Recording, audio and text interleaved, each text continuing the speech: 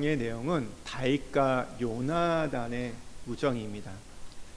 18장부터 다윗과 요나단이 함께 나오는데 이들의 우정이 얼마나 깊고 신실한지를 우리가 말씀을 통해 보는데요. 우리가 성경을 읽을 때 이런 부분을 좀 관심 있게 좀 읽을 필요가 있습니다. 별로 이렇게 중요한 얘기 같지 않은데 42절 길게 지금 지지부진하게 이렇게 써놓은 것들이 어떻게 보면 좀 짜증스럽죠. 좀 표현이 그런데, 근데 앞에 우리가 19장 마지막에 내용이 뭔지 기억하세요? 다윗이 그 영적인 스승이 있던 라마나요에 가서 피신했을 때 거기에 사울이 자객을 보내서 죽이려고 했잖아요. 2번이나 죽이려 했는데 그때 예언을 하게 돼요. 그랬을 때 사울이 직접 와서 다윗을 죽이려고 했지만 그 사울이 예언하게 되죠. 하루 종일 옷을 벗고 예언하는 일들이 일어납니다. 굉장히 놀라운 일들이 일어나죠. 뒤집어지고 엎어지고 능력이 나타납니다. 그런데요, 그 내용은요 불과 7절에 밖에 되지 않아요. 우리 생각에는 그런 얘기가 조금 길게 쓰이고, 오늘 이 다윗과 요나단의 얘기는 요나단이 신실하기 때문에 다윗의 편을 들어줬다, 그렇게 써도 되는데 왜 이렇게 길게 썼을까? 읽어보면서 내용이 잘 들어오세요. 좀 읽기도 좀 복잡하고 그 얘기가 그 얘기 같고 화살을 쏘고 어떻게 꼭 이렇게 묘사하는가 이런 생각이 좀 들기도 합니다. 그러니까 앞에는 이제 다윗과 요나단이 서로가 무슨 약속을 주고받는 것이고 뒤에는 그 실행하는 내용이 이렇게 되어 있는 거예요. 그러니까 그 얘기가 거의 한 2번이 반복되는 것 같은 그런 느낌이 들어요. 그런데 이런 부분을 우리가 잘 봐야 돼요. 이 동양 사람들은요 상당히 초월적이고 신비적인 것을 대단히 좋아하는 편입니다. 반면에 이 서양 사람들은요 이성적이죠. 그리고 논리적이고 합리적인 것들을 좋아해요. 우리는 어떤 하나님의 능력, 이 보호하심을 생각하면요 우리의 어떤 이성과 상식으로는 이해할 수 없는, 우리의 일상의 몸짓 속에서는 나타나지 않는, 발견되지 않은 어떤 신비스러운 경험을 통해서 하나님이 나와 함께 하신다, 나를 도우셨다, 나를 보호하셨다, 이렇게 생각을 합니다. 그런데요 우리가 보면 하나님의 역사라는 것은요 어떤 신비적이고 초월적인 어떤 능력을 통해서만 나타나는 것이 아니라 오히려 일상의 몸짓을 통해서, 일상 속에서 하나님 임하셔서 행하는 일들이 더 많습니다. 오늘도 보면요 그냥 우정의 관계, 다윗과 요나단의 우정의 관계, 요나단이 다윗의 편을 들어주고 아버지가 불의했을 때 오늘 그거에 대해서 요나단이 화를 내고 오히려 그것을 막아주면서 다윗을 보호해주는 얘기예요. 무슨 꿈에 현몽한 천사가 나타나가지고요 한마디쯤 하면 재밌을 것 같은데요 전혀 그런 게 없어요. 그냥 보통 사람들의 이야기, 그냥 매일 삶 속에서 경험되는 그런 아주 간략하고 평범한 사건을 통해서 하나님의 역사가 진행됩니다.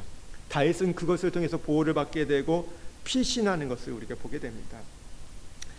우리가 이 하나님의 어떤 일들을 역사할 때 가령 이런 거예요. 병이 나았다고 할 때요 이런 것들을 많이 생각해요. 우리가 기도를 했더니, 누구한테 기도를 받았더니 갑자기 몸속에 있었던 암이 빠져나갔더라. 기도받고 났더니 밤에 가서 화장실을 갔는데 붉은 게 나왔더라. 그리고 갑자기 몸이 떨렸더라. 그러면서 내 몸이 나아졌다. 이런 것들을 얘기할 때가 있어요.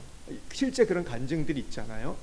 근데 어떤 것은요 누가 나한테 이 병원 좋다, 이 선생님 좋다 해가지고 가서 내가 처방을 받고 약을 먹고 침을 맞았는데 나았더라. 여러분 이 둘 중에 어떤 것이 더 은혜스럽게 여겨지세요? 어떤 것을 우리가 간증하게 되나요? 보통 우리가 듣는 간증과 은혜롭게 여기는 것은요, 기가 막힌 것들이에요. 특별한 것들, 남이 경험하지 못한 것들, 뭐 그런 일들이 내게 일어날 때 간증을 합니다. 그래서 우리가 뭐 어떤 집회나 그랬을 때 그런 간증하면요, 와 대단하다 이렇게 얘기를 하죠. 그런데요, 하나님은 어떤 방법을 많이 사용하실까요? 어떤 방법이요? 하나님은 후자를 더 많이 사용하세요. 그냥 우리의 일상의 삶을 통해서 역사해 가십니다. 물론 하나님은 초월적인 방법이 없는 건 아니에요. 하나님은 기적을 행하십니다. 지금도 행하세요. 그러나 하나님은 그것이 우리가 말씀이 주어지기 전에는요, 그런 걸 통해서 많이 보여주시지만 말씀이 주어지고 난 이후에는요, 그렇지 않습니다. 우리의 지성을 통해서, 우리의 결단을 통해서, 우리의 어떤 이성적인 것을 통해서 하나님은 일해 가실 때가 더 많다는 것이죠. 그렇기 때문에 우리는요, 뭐 초월적인 어떤 기적을 통해서 뭐 하나님은 뭐 보여주시고 알게 해주시고 뭐 이런 것도 필요하겠지만 일상의 삶을 통해서 하나님이 행하신다는 것을 잘 아셔야 돼요. 왜 그러냐면 우리의 구조가 이것을 덜 받아들이기 때문에. 이 부분들이 남성과 여성을 좀 비교할 때 남성 그래도 좀 더 그 사고들이 이성적이에요. 합리적인데 여성들은 감성적인 게 좀 더 강하잖아요. 그렇기 때문에 어떤 터치 이런 부분들이 더 중요하게 여겨집니다. 그리고 왜 이게 은혜가 안 되냐면 우리 문화가 좀 그래요. 우리 문화가 샤머니즘 문화 속에 있잖아요. 샤머니즘 문화 속에 있는데 우리가 어떻게 보면 굉장히 고속으로 발전해 왔어요. 짧은 시간에 압축해서 발전하다 보니까 그 안에서 뭐 빨리 뭔가를 이뤘지만 그 안에 빨리 이룬 속에서 스트레스가 있습니다. 시달림이 있어요. 눌림이 있어요. 한국 사람들은 밟지 않습니다. 우리 동의하지 않아요. 다른 사람들보다 이 땅의 사람들과 보할 때 우리는 웃는 사람이 별로 없어요. 다 얼굴들이 뭔가 약간 긴장되어 있습니다. 지금도 설교 들으면서도 지금 긴장하고 있어요. 경직되어 있어요. 되게 보면 이게 굉장히 눌려 있는 거죠. 그러니까요, 이런 상태면요, 웬만한 것을 갖고는요 자극을 받지 않는 거예요. 자극이라는 게 그렇잖아요. 어떤 것도 처음에 우리가 자극을 받을 때는요, 그게 괜찮지만 이게 점점 가면 어떻게 돼요? 더 큰 자극들을 찾게 되잖아요. 그러니까 한국 사람들 그런 거예요. 그냥 큰 자극들을 받아야 조금 움직일까 말까. 그러니까 하나님이 처음에 한국 교회는 그래서 그 뒤집는 일들이 많이 있었죠. 그런 일들이 굉장히 많았어요. 그리고 또 보통 이제 처음 예수 믿는 사람들에게는 그런 일들이 좀 있어요. 하나님 살아계심을 보여주기 위해서. 근데 믿고 나면 어떻게 돼요? 그리고 특별히 오래 이렇게 믿은 분들, 그리고 뭐 3대 4대 믿는 분들 보면요, 별로 그런 간증이 없어요. 기적들이 없어요. 그냥 일상이에요. 왜냐하면 삶이 다 그냥 내 주변에 있는 모든 게 기독교 문화거든요. 그러니까 별로 그런 게 없습니다. 너무 자연스러운 것들이에요. 그러니까 자꾸 우리는 어떤 망치로 때리더니 속심한 사건들, 내가 차가 전복됐는데 다 완전 찌그러졌는데 거기서 살아났다, 뭐 이런 간증들. 근데 그게 꼭 좋은 건 아니에요. 뭐 그렇게 하나님 하시는 경우도 있지만 그거보다는 일상 속에서. 오늘 이 본문도 보면 42절이에요. 읽어보면요, 인내하고 읽지만 별로 재밌는 얘기 없어요. 그냥 보면 뭘 설교할지도 잘 모르겠어요. 어떻게 보면요. 근데 왜 그래요? 이게 본문의 문제가 아니에요. 어느 하나님의 역사 때문이 아니라 우리 문화 속에서 내 니드, 내 욕구가 그냥 평범하고 일상적인 거에 대해서 무료하게 여기는 거예요. 그러니까 우리는 자꾸 삶을 살아갈 때도 그렇지 않으세요? 그냥 일상을 살아가는 것을 좀 무료하게 여기고 뭔가 이벤트가 있어야 되고 뭔가 해야 되고 매일 어디 다녀야 하는 것들. 사실 그것은 건강한 모습은 아니에요. 그냥 일상을 그냥 있을 수도 있어야 되는데 요즘에 광고가 그러더라고요. 어떤 광고를 보니까 가서 아무것도 안 하는 거예요. 여행을 갔는데 아무것도 안 하는 것이 여행이다. 너무 분주하게 살아왔기 때문에 그냥 계획했던 일도 되지 않고 그냥 있는 게 여행이다, 이런 식으로 광고를 하고 있더라고요. 그러니까 어떻게 보면 우리의 모습을 대변하는 거죠. 여러분 너무 바쁘게 살지 마십시오. 그러니까 뭐 열심히 일해야 되죠. 이 얘기는 일하지 말라는 게 아니라 맨날 뭐 매일 누구 만나야 되고 뭐 계획하고 그러지 않아도 돼요. 근데 우리는 자꾸 삶 속에 무료하게 생각해다 보니까 가만히 있는 걸 못 견디는 거. 그거는 지금 건강한 모습이 아닌 거예요. 가만히 있을 수 있어야 되죠, 사실은. 그냥 무리하게 따분하게도 지을 수 있는데 그걸 잘 못해요, 우리가요. 그렇게 하면요, 불안하게 여겨요. 인생에 대해서 굉장히 불안하다. 내 존재에 대해서도 그러는 것들.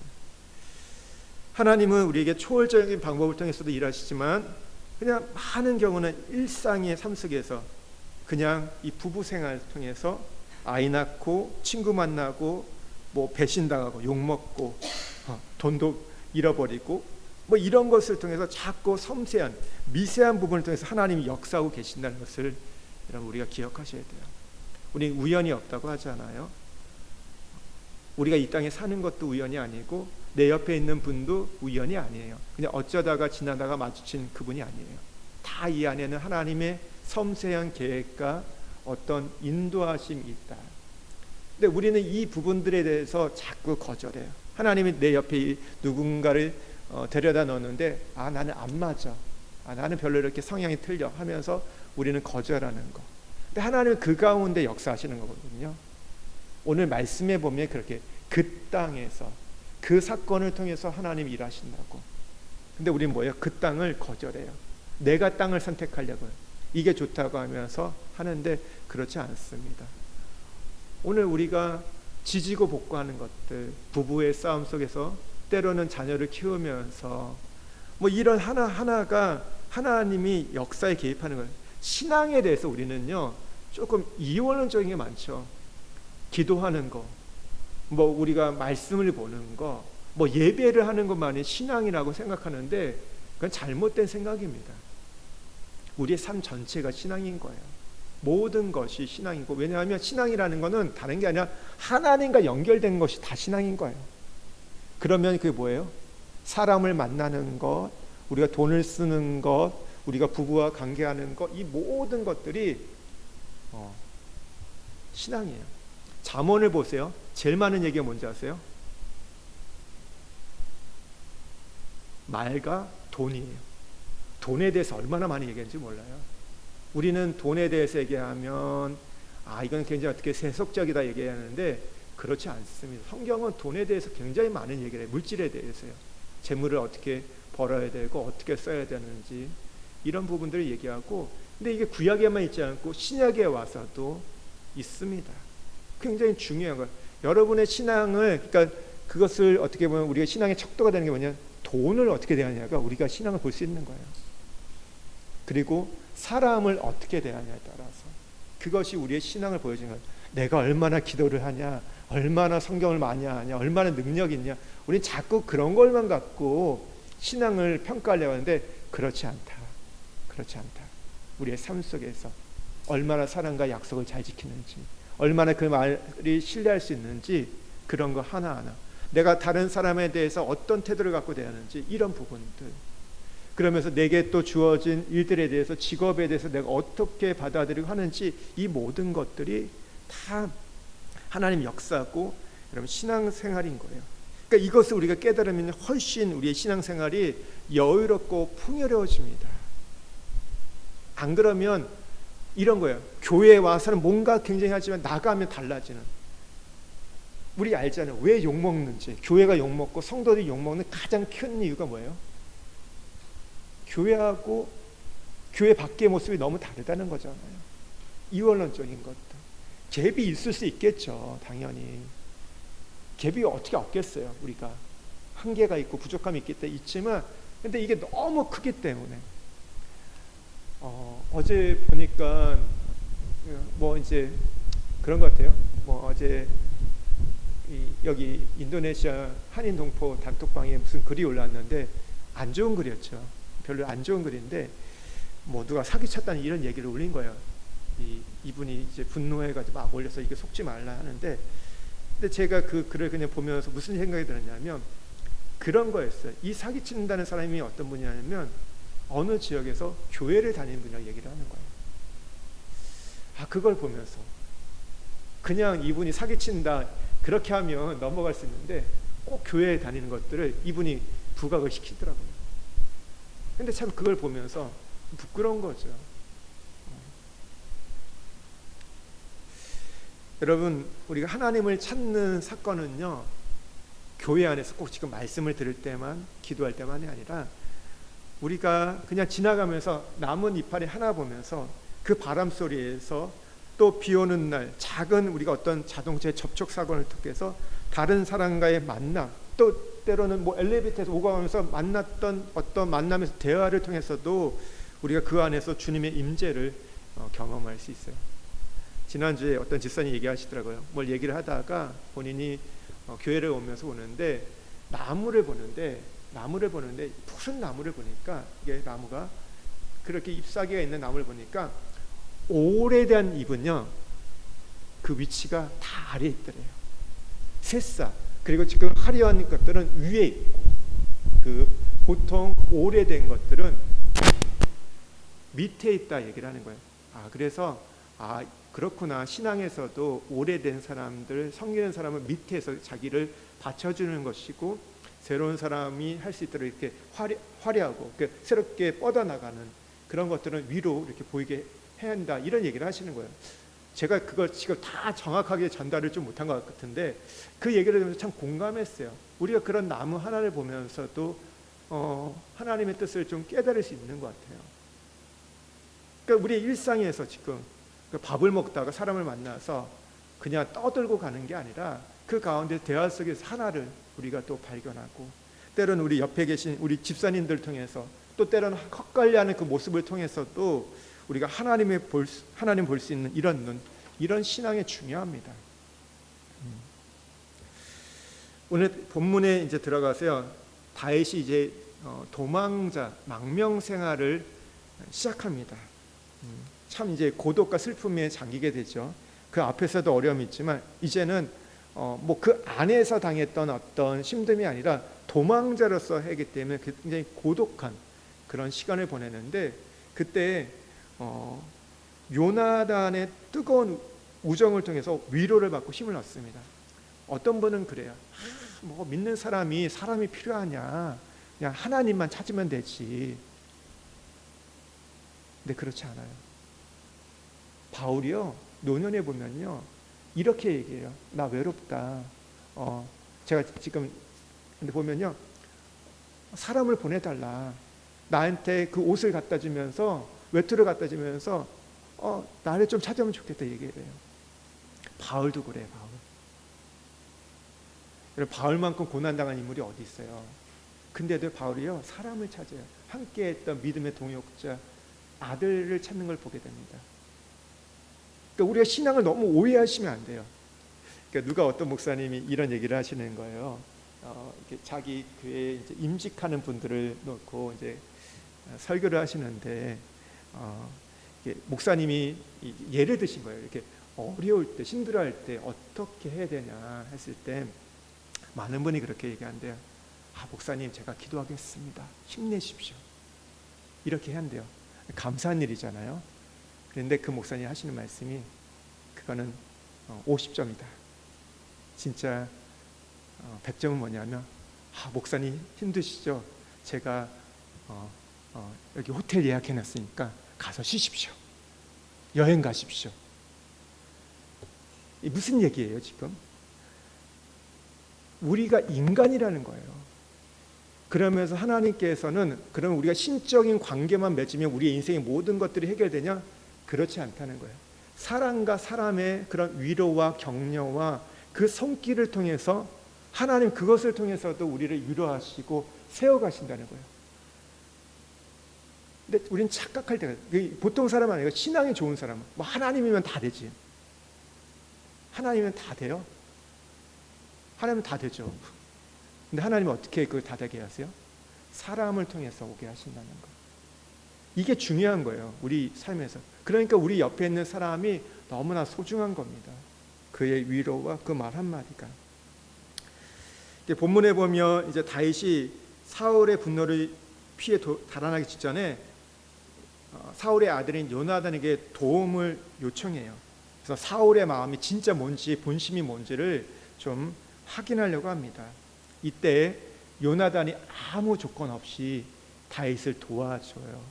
다윗을 도와주면서 아름다운 우정이 나타납니다. 내용을 좀 살펴보면요, 1절에서 11절에 보면 다윗을 위로하는 요나단이 나와요.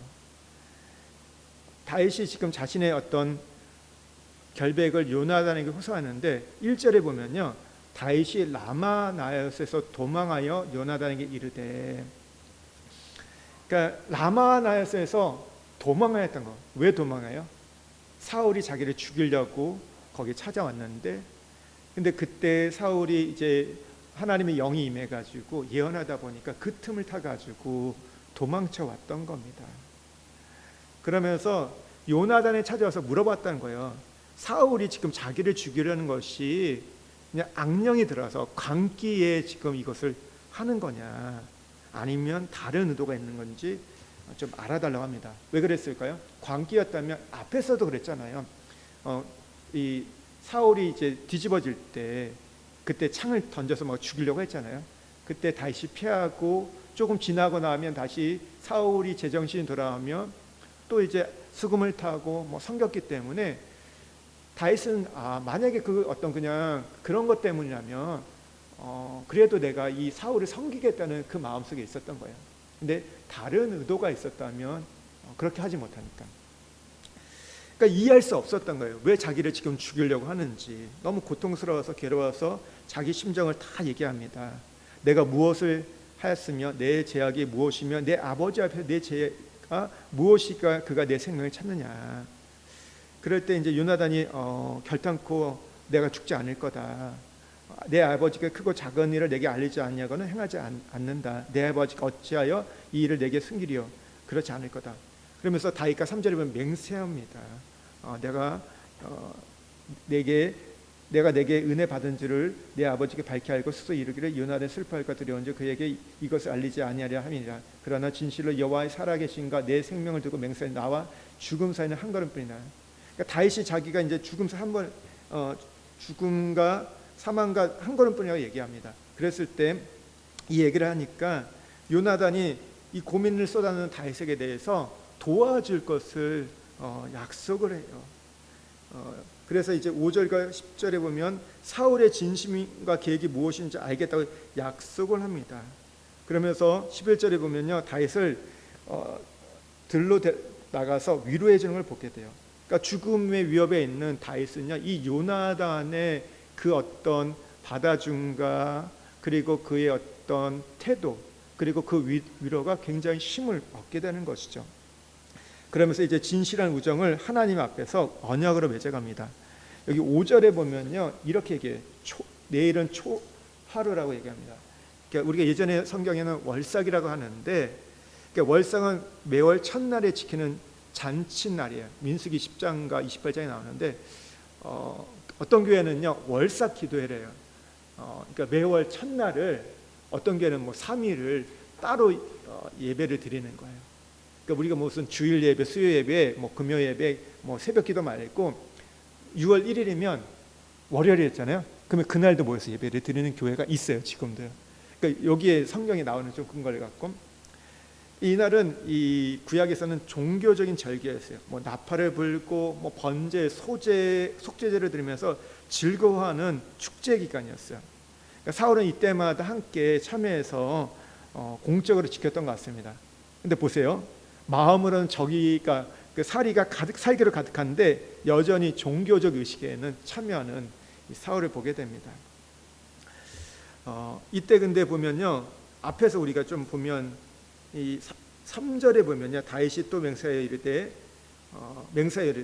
그리고 이 뒤쪽에 보면 그러나 진실로 여호와의 살아계신가 내 생명으로 맹세하니 나와 사망 사이는 한 걸음뿐이다. 그리고 오늘 뒤에도 보면요, 이제 다윗이 이 요나단이 언약을 맺어요. 오늘 16절에도 보면 이에 요나단 다윗의 집과 언약하기를 여호와께서는 다윗의 대적들을 치실지어다 하니라. 여기에 보면 둘이 이렇게 이 계속 내용이 이제 보면 이 우정 속에서 뭐가 이루어지냐면요, 언약을 맺어가요. 둘 사이에 언약을 맺어가는데, 이 언약이라는 것은요, 우리가 지금도 이 땅을 살아가면서 사람과의 어떤 약속이 중요하잖아요. 근데 이 고대 근동에 특별히 히브리인들에게 있어서는 약속은 너무나 중요한 거예요. 약속은 그냥 사랑과의 그냥 약속으로 끝나는 게 아니라 이것은 신앙입니다. 신앙 자체가 언약 신앙인 거예요. 그러니까 우리가 성경을 보면요, 제가 예전에 이제 수요 예배 때 그 우리가 성경 읽고 그 전체를 개관할 때도 그 바탕이 뭐였어요? 언약이 바탕이 되었다는 거예요. 언약을 바탕으로 하나님이 그걸 이뤄가시는 걸 보게 됩니다. 그러니까 서로가 사람이 약조한 것도요, 신적인 의미가 있는 거예요. 그러니까 서로 맹세할 때 기억나실지 모르는데 창세기 15장에 보면 하나님이 아브라함과 언약을 맺을 때 어떻게 해요? 짐승을 갖고 쪼개놓잖아요. 왜 쪼개나요? 그 쪼개놓고 이제 거기에 이제 하나님이 지나가시는데 이 의미인 거죠. 우리가 약속을 맺었는데 안 지키면 내가 너를 이렇게 쪼개버리겠다. 약속을 안 지키는 자는 쪼개버리겠다는 의미인 거예요. 그만큼 중요한 거죠. 죽음을 걸고 하는 거예요. 우리는 약속을 호떡 뒤집듯이 하는데 히브리인들은 그러지 않습니다. 그걸 지키려고 합니다. 지금도 그래요. 그래서 어떤 면에서 지금 뭐 유대인들 보면요, 그런 사람들이 왜 그러냐면 문자적인 이유가 언약이기 때문에 그렇게 해가는 걸 보게 됩니다. 그러니까 이런 문화였던 거예요. 그러니까 나중에 이 약조 때문에 어떻게 해요? 요나단이 자기 가족을 부탁하거든요. 그랬을 때 나중에 사무엘 9장에 가면요, 모비보셋이 나와요. 쩔뚝발이 모비보셋이 나오는데 요나단의 아들이에요. 이 언약을 기억하고 약조를 기억하고 그를 왕자로 대해줍니다. 왕자로 대해주는 그 증거가 뭐예요?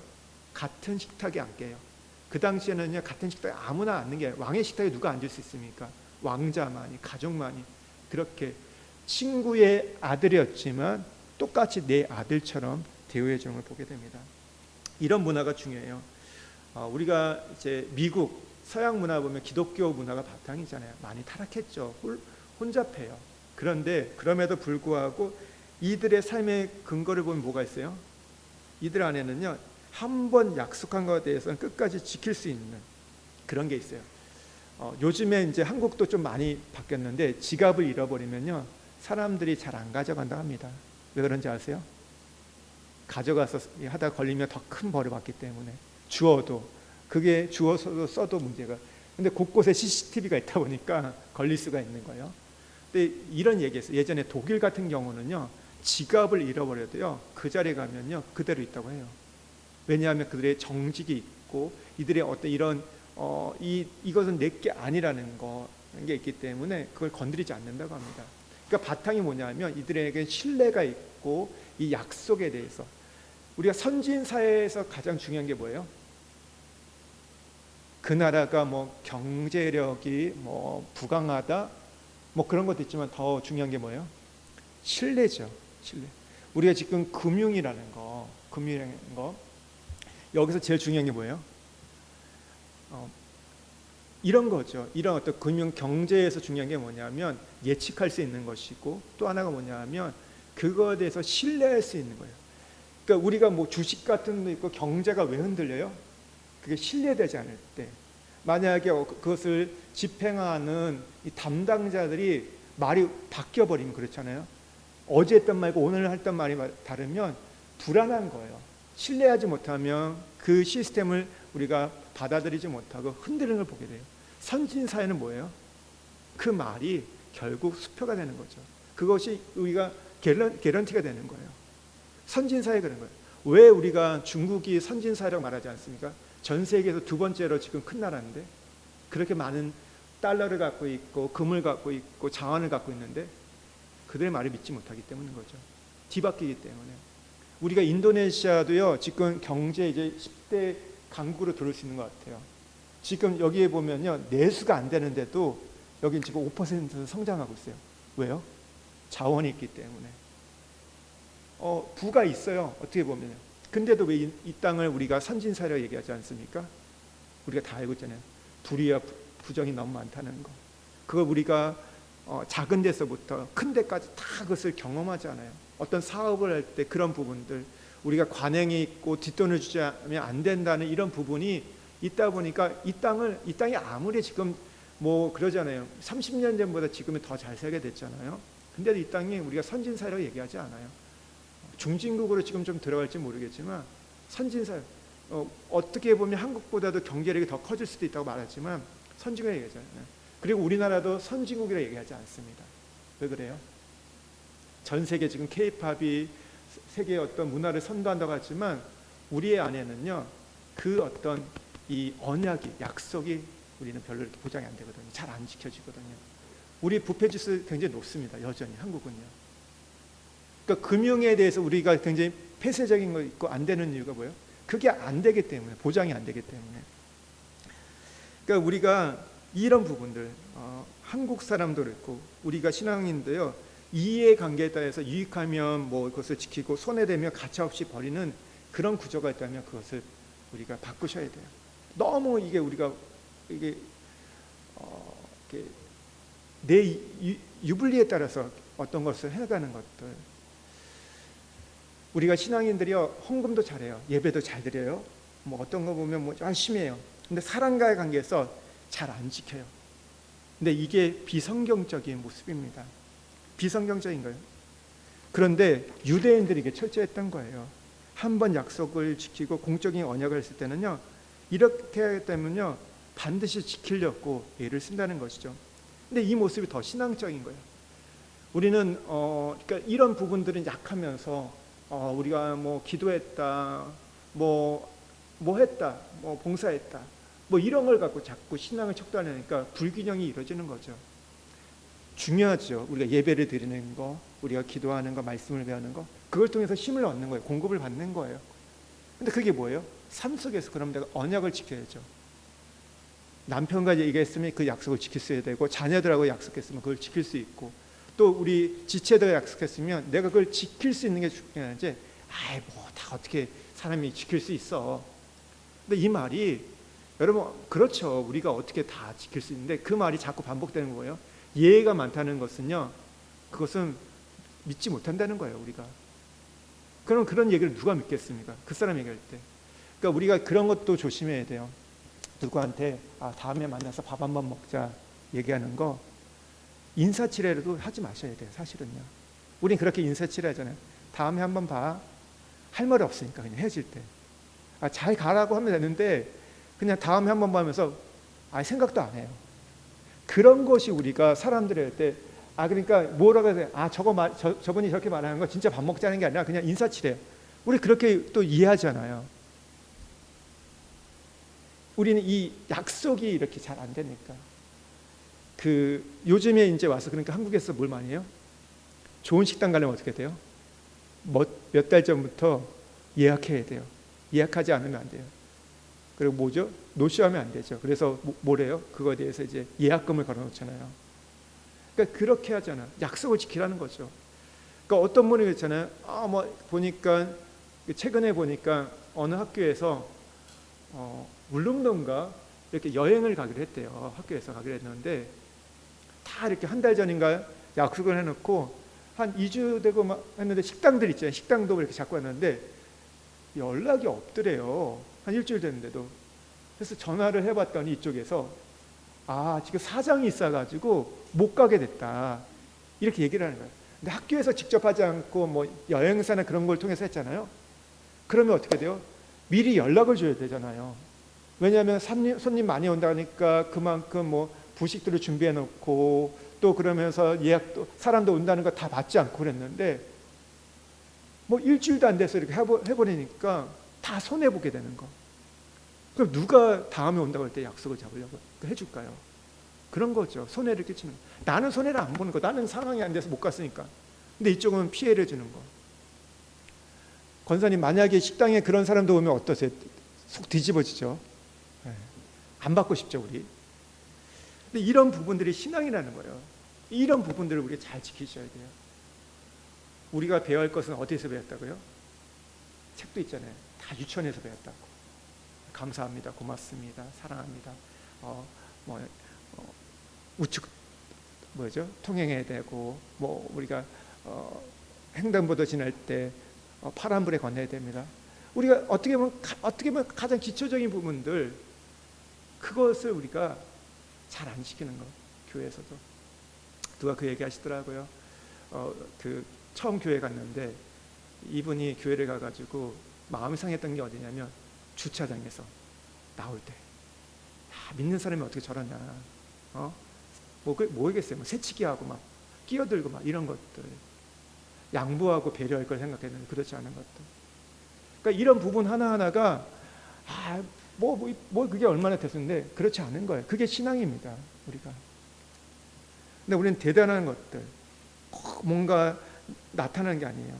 나타나는 건데 아니야. 그냥 매일 삶 속에서, 그냥 사람과의 관계 속에서 내가 하나님 되듯이.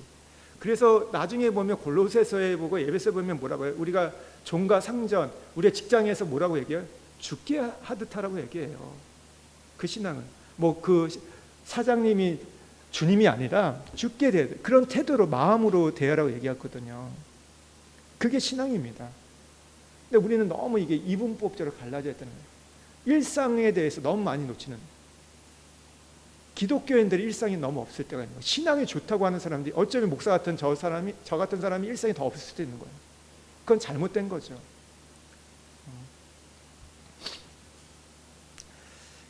예. 오늘 우리 말이 중요합니다. 말에 대해서 신뢰할 수 있어요. 저분이 얘기하면 믿을 수 있어. 그래야 돼요. 그래도 못 지킬 때도 있지만 그건 어쩌다 하면 어쩌다 그런 거지. 그렇게 돼. 저분은 늘 그래. 그렇게 되면 이미 끝난 거죠. 그러니까 신뢰할 수 있는 사람이 돼야 돼요. 그러잖아요. 우리 식당을 가는데, 식당 갔을 때 중요한 게 뭐예요? 맛이 일정해야 되잖아요. 맛이 조석간에 바뀐다 생각해 보세요. 그 식당 누가 가려고 하겠어요? 일정해야 되는 거죠. 그래야지만이 그 장사가 됐고 그 집이 계속해서 유지될 수 있는 거죠.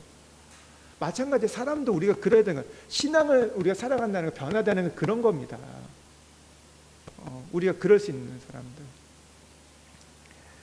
그게 어떤 도덕적인 윤리적인 면만을 얘기하는 게 아니에요. 근데 또 신앙은 도덕과 윤리를 무시하지 않습니다. 없지가 않아요. 자꾸 이거에 대해서 우리가 뛰어넘는 것이 기독교지만 그러면 이거 자체를 무시하냐? 그렇지 않아요. 더 높은 기준을 우리가 갖고 있다는 거예요. 성경이 말하는 거는. 우리는 생명까지 가야 될 부분이기 때문에. 근데 이 부분들 여러분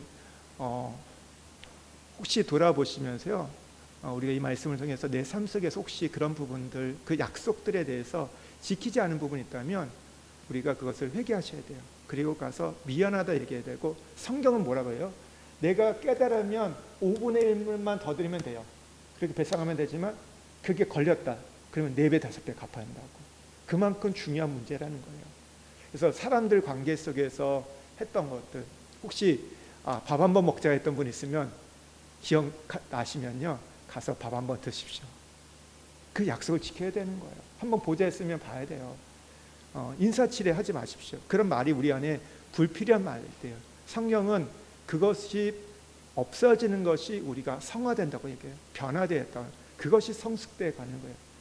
그러니까 그 부분들 잘 하셔야 돼요. 그리고 우리가 서로 지체들 안에서 또 하나님 앞에서 했던 부분들을 지켜갈 수 있는 것. 이제 12절, 23절에 보면 다윗을 이제 축복하는 요나단이 나와요. 아버지의 마음이 어떤지, 계획이 뭔지를 알려주겠다고 이제 요나단이 약속합니다. 그리고 이제 이걸 알게 됩니다. 근데 이것을 전해주죠. 이것을 전해주고 하는데 다윗을 이제 요나단이 축복해요. 왜 그러냐면요, 그러니까 이 사울은 여전히 자기의 어떤 왕권에 불리하게 되니까 마지막 안간힘을 쓰면서 다윗을 정절하게 죽이려고 했지만 요나단 알았던 게 하나님의 대세가 다윗에 갔구나, 하나님이 세우셨구나 하면서 그것을 받아들이고 축복 기도를 합니다. 그러니까 요나단은요, 육신의 생각, 정력적인 생각이 아니라 신약을 하면 성령의 생각, 하나님의 이 사고로 했던 거죠. 그걸 빨리 대처했던 거예요. 그래서 언약 관계를 맺고, 여기에 보면요, 17절에 보면요, 다윗에 대한 요나단의 사랑이 그를 다시 맹세하였으니 이는 자기 생명을 사랑같이 그를 사랑하였더라. 근데 여기에 보면요, 요나단도 맹세하고 다윗도 맹세합니다. 서로가 이렇게 맹세해서 지켜가는 걸 보게 됩니다. 그러면서 23절에 여호와께서 너와 나 사이에 계시니라. 그러니까 이 언약 때문에 아까 말씀드린 것처럼 다윗이 무비보셋을 인자로 베풉니다. 잘 대해줘요. 그러니까 여기에 보면요, 어떻게 나중에 뭐예요? 친구의 아들이지만 자기 아들처럼. 우리 같은 뭐예요? 이렇게 별로 돌아보지 않을 거예요. 그냥 뭐 가끔 한번 보든지 아니면 그냥 알아서 살라고 할 건데 그렇지 않습니다. 그 아버지, 사실 무비보셋을 본 적이 없어요. 다윗이 뭐 어렸을 때 본 게 아닙니다. 근데 나중에 보니까 무비보셋이 아들인 걸 알아요. 그랬을 때 대우해 주는 걸 보게 됩니다. 우리가 신앙이라는 것, 약속은 하나님 관계에서만 아니라 거기에만 하나님 계신 게 아니라 가족과의 관계, 또 우리가 심지어 원수의 관계, 친구의 관계, 여기서 우리가 하나님의 손길이 똑같이 역사하고 있다는 것을, 이걸 깨닫는 게 신앙의 성숙입니다. 우리 그러잖아요. 신앙생활하면서 마이웨이가 없어요. 가족, 특별히 부부 사이에 남편은 남편이고 나는 나다, 이게 없습니다. 그거는 비성경제, 부부는 하나이기 때문에 같이 가는 거예요. 그리고 그렇죠, 보통 보면 아내와 남편을 볼 때 한국 사회에서는 아내들이 믿음이 더 좋아요. 그러면 어떻게 될까요? 나는 믿음이 좋으니까 난 가고 당신은 알았어요, 이게 아니라 함께 가도록 기다려줘야 되는 거예요. 더디 가더라도. 그럼 함께 갈 수 있도록 해야 될 역할들. 내가 왜 해야 돼? 내가 안 했는데 왜 남편이 해야 되지? 아니요, 복음을 받은 사람이 먼저 하는 거예요. 그렇기 때문에 기다려주고 함께 가고. 그래서 우리가 해야 할 기도 중에 하나가, 안 믿는 가정이면, 짝 믿은 가정이면 빨리 한 방향, 한 주, 한 믿음을 가질 수 있도록 기도하셔야 돼요. 그렇지 않으면 그건 계속해서 묶임이 돼요. 그래서 같이 할 수 있는, 그러니까 어떤 일보다도 그게 우선이 돼야 돼요. 그 얘기는 그냥 무슨 남편에게 맞춰줘라 이런 얘기가 아니라 영혼의 구원을 위해서 그걸 해야 돼요. 함께 가기 위해서. 그렇잖아요. 함께 가면요, 그것을 우리가, 그게 빠르잖아요. 근데 한쪽은 늦게 와요. 그럼 어떻게 돼요? 늦어질 수밖에 없는 거예요. 같이 갈 수 있도록, 그 믿음을 세울 수 있도록 해가는 겁니다. 그게 신앙입니다. 뭐 대단한 거 뭐게 아니라 남편을 기다릴 줄 알고 세워줄 줄 알고 함께 그 믿음에 갈 수 있도록, 그 기회를 열어갈 수 있도록 기도하고 나가는 부분들이 굉장히 중요한 것. 그게 우리의 성숙이라는 것. 우리가 교회에서 예배 드릴 때는 다 뭐 우리가 경건한 것처럼 보이지만, 우리가 뭐 직장과 일터에 가서 아무렇게 한다, 그러면 그 사람은 아직 신앙의 출발 단계밖에 없는 거예요. 이 부분들, 우리가 하나님과의 관계, 친구에 관해서 이 똑같은 마음을 대할 수 있는 부분들이 오늘 우리의 성숙한 모습이다. 이런 부분들이 중요해요.